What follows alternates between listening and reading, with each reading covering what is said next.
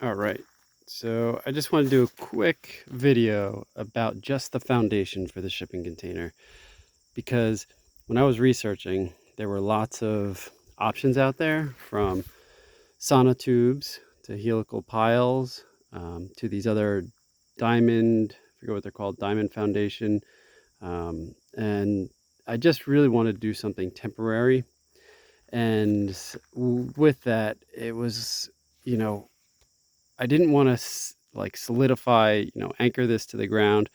Just really wanted to focus on um, something that's very temporary. So it was either kind of railroad ties or kind of pressure treated lumber. And I ended up going with 8 by 8 by 8 to put the container on. And I was debating upon several things. Should I do a 10 foot to give a little bit more room on each side with the wood? Or just go with 8 foot and let it be flush with the ends. And I think the better choice is definitely letting it be flush and going with 8 foot.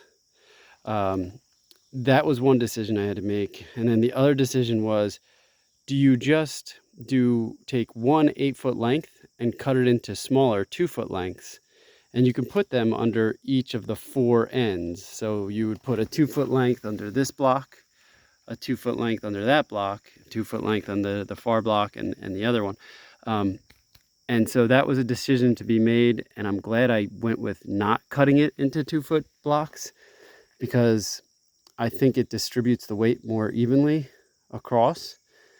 And what I was worried about is being able to jack it up. So with the 2 foot blocks, you could jack up in the middle here a lot easier and kind of get both ends to raise and give you a lot easier to, easier of a time to level the container. But honestly, I was able to already, level it off and jack it up using the one length. And I think the one length looks a lot better. It distributes the weight a lot better. Just overall very pleased with the options, the option 8 by 8 by 8 that I went with. Now an 8 by 8 by 8 just like this is about $90 to $100.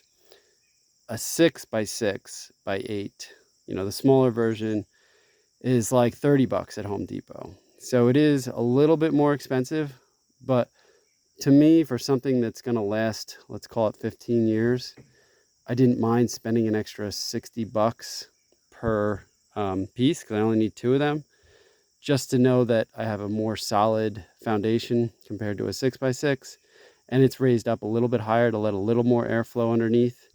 So anyway, there's a lot of options out there. People go with railroad ties, but people say with the creosote and the railroad tie itself is a 7 by 9 by 8.5 foot length. That's a great size. But with the creosote, people say it's hard to find them. And even if you get them, they're hard to dispose of nowadays because of that creosote.